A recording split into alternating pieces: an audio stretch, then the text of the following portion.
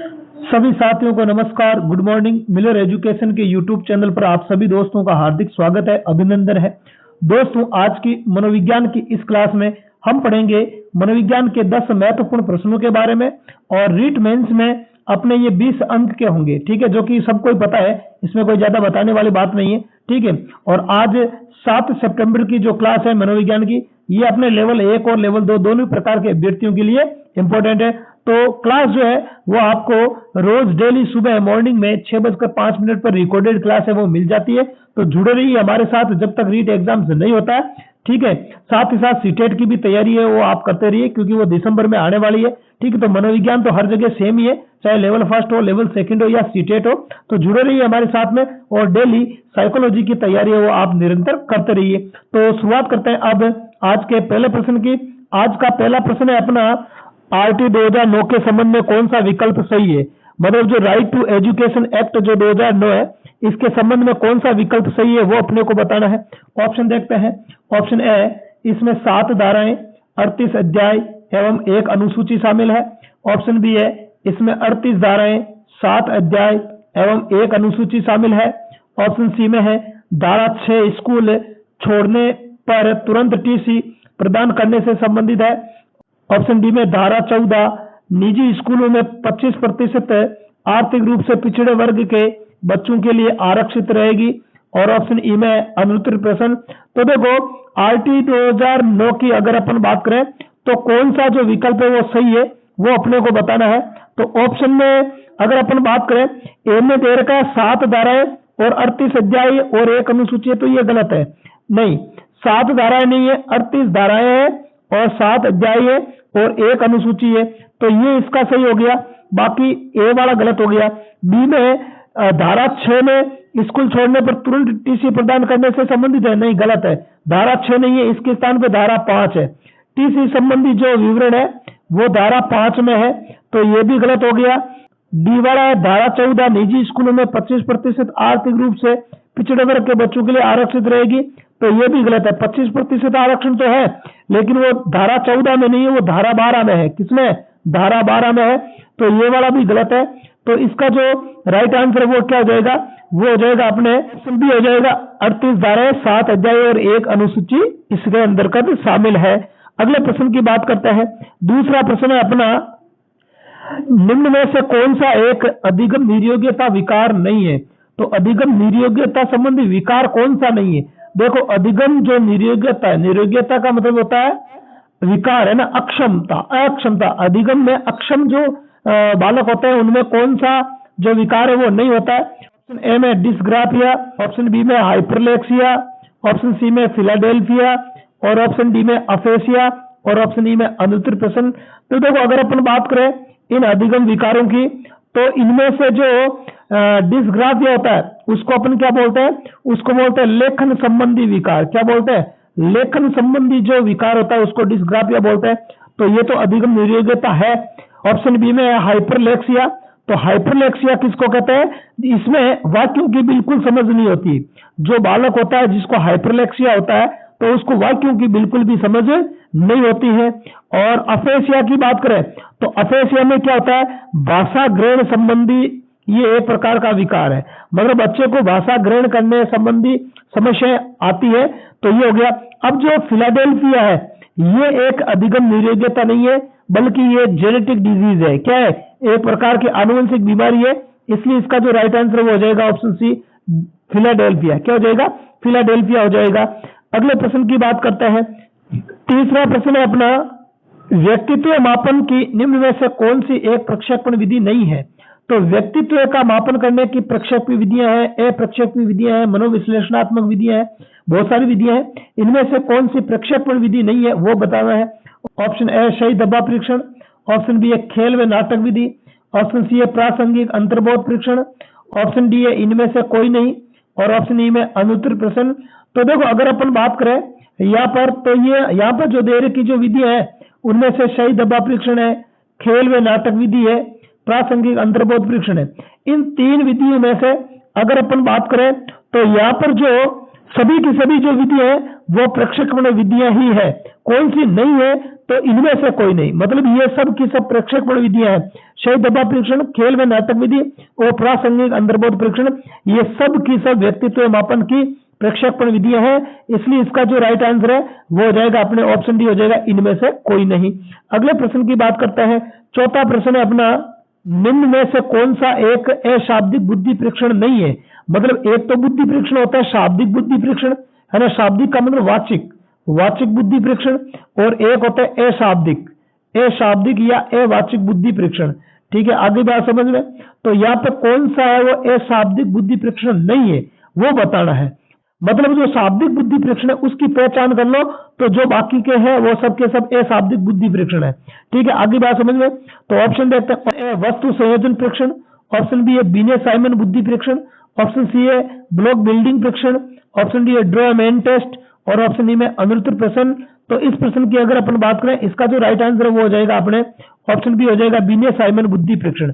बिने साइमन बुद्धि परीक्षण होता है वो एक शाब्दिक बुद्धि परीक्षण है। किस प्रकार का बुद्धि परीक्षण है? शाब्दिक बुद्धि परीक्षण होता है। आगे बात समझ में। और एक व्यक्तिक शाब्दिक बुद्धि परीक्षण की श्रेणी में आता है। अगले प्रश्न की बात करते हैं। अगला पांचवा प्रश्न है अपना, यह किसने कहा है कि बालक एक पुस्तक के समान है जिसका अध्ययन प्रत्येक अध्यापक को करना चाहिए? ठीक है, ऑप्शन ए है अरस्तु, ऑप्शन बी है नेपोलियन, ऑप्शन सी है रूसो, ऑप्शन डी है कोमेनियस, और ऑप्शन ई में अनुत्तर प्रश्न। तो देखो, बालक एक पुस्तक के समान होता है जिसका अध्ययन प्रत्येक अध्यापक को करना चाहिए, ये कथन कहने वाले थे अपने, कौन थे? रूस होते। कौन थे? रूस होते। तो इस प्रश्न का जो राइट आंसर है वो हो जाएगा आपके ऑप्शन सी हो जाएगा। अगले छठे प्रश्न पे बढ़ते हैं। छठा प्रश्न है अपना, कुंठा उत्पन्न होने का कारण है। मतलब कुंठा जो होती है वो किस कारण से उत्पन्न होती है? ऑप्शन ए है उद्देश्यों को लेकर अंतर्द्वंदता, ऑप्शन बी है व्यक्ति विशेष की नैतिकता, ऑप्शन सी है महत्वाकांक्षा का स्तर, ऑप्शन डी है उपयुक्त सभी, और ऑप्शन ई में अनुत्तर प्रश्न। प्रश्न का जो राइट आंसर है वो हो जाएगा ऑप्शन डी हो जाएगा उपयुक्त सभी। मतलब है उद्देश्यों को लेकर जो अंतर्द्वंद होता है वो भी कुंठा उत्पन्न करता है। व्यक्ति विशेष की जो खुद की जो नैतिकता है, मतलब उसकी नैतिकता क्या, वो उसकी नैतिक बातें कैसी है, जैसे मान लिया कि परिवार के अनुसार वो चलता है कि यार ये नहीं करना चाहिए, है ना, घर वाले क्या कहेंगे, तो फिर कुछ उद्देश्यों को लेकर, कुछ डिसीजन को लेकर वो कुंठित हो जाता है। इसके अलावा महत्वाकांक्षा का स्तर, है ना, उसकी चाहत कितनी है, तो वो भी व्यक्ति को कुंठित करती है। आगे बात समझ में। इसलिए इसका जो राइट आंसर है वो हो जाएगा ऑप्शन डी हो जाएगा। अगले प्रश्न की बात करते हैं। सातवां प्रश्न है अपना, सूचनाओं के आधार पर जो संक्रियाएं की जाती है उसे गिलफोर्ड ने कहा है। देखो, गिलफोर्ड की बात हो रही है, तो सूचनाओं के आधार पर जो भी संक्रियाएं, संक्रिया का मतलब होता है प्रक्रिया या प्रोसेस, तो आपको याद होगा, संक्रिया से आपको याद हो जाना चाहिए गिलफोर्ड का जो बुद्धि संरचना मॉडल है। बुद्धि संरचना जो मॉडल है उसकी अगर अपन बात करें, जिसमें उसने COP 3 घटक बताए थे। कितने घटक बताए थे? ठीक है, 3 घटक उसने बताए थे। C का मतलब होता है कंटेंट, मतलब उत्पाद, और O का मतलब होता है ऑपरेशन, मतलब प्रक्रिया, और P का मतलब होता है प्रोडक्ट। तो इन 3 के आधार पर पहले उसने बुद्धि के कितने 120 खंड बताए थे शुरुआत में, आपको पता होगा। तो उसके बाद में 150 और वर्तमान में 180 खंड बताए, जिसको अपन बोलते हैं बुद्धि संरचना मॉडल। तो इसमें जो संक्रिया है, तो उसके लिए प्रश्न आया है कि सूचनाओं के आधार पर, किसके आधार पर?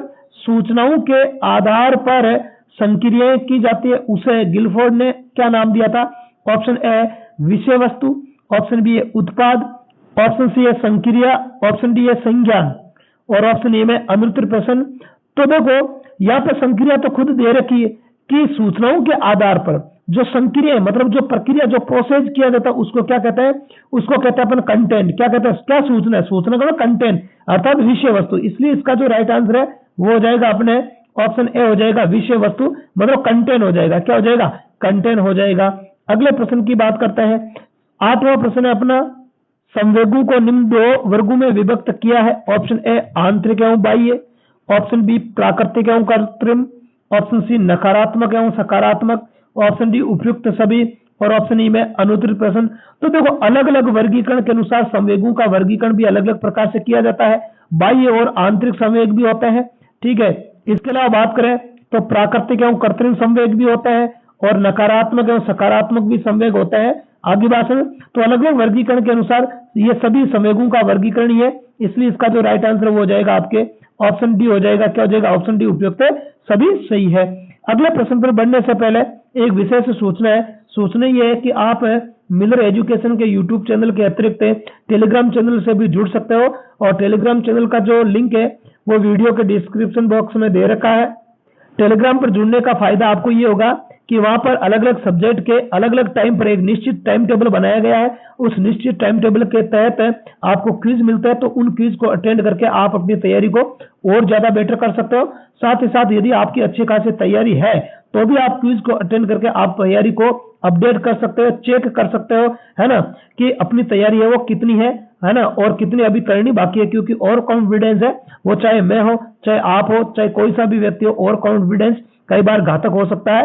ठीक है, तो टेलीग्राम चैनल को जरूर ज्वाइन कर लेना। ठीक है, उसमें ज्यादा आपका वक्त खराब नहीं होगा, है ना। थोड़े थोड़े सवाल है उसमें आपको मिलता है, तो वो आप खेलते कूदते हैं या नाश्ता पानी करते टाइम भी कुछ भी कैसे भी आप उसको अटेंड कर सकते हो। और क्लास यदि आपको अच्छी लगे तो आपको इसको लाइक करके अपने मित्र में शेयर जरूर करना है, और चैनल पर आप पहली बार हो तो चैनल को सब्सक्राइब करके बेल आइकन को प्रेस करना, ताकि जैसे ही कोई वीडियो अपलोड करूं मैं उसका नोटिफिकेशन आपको तुरंत मिल जाए। अब बढ़ते हैं 90 प्रश्न पर। तो आज का अपना अगला प्रश्न है, हैविंगस्ट एवं टाबा के अनुसार चरित्र निर्माण अधिगमित होता है। मतलब चरित्र का निर्माण है वो किसके द्वारा होता है, किसके अनुसार? हैविंगस्ट और टाबा के अनुसार।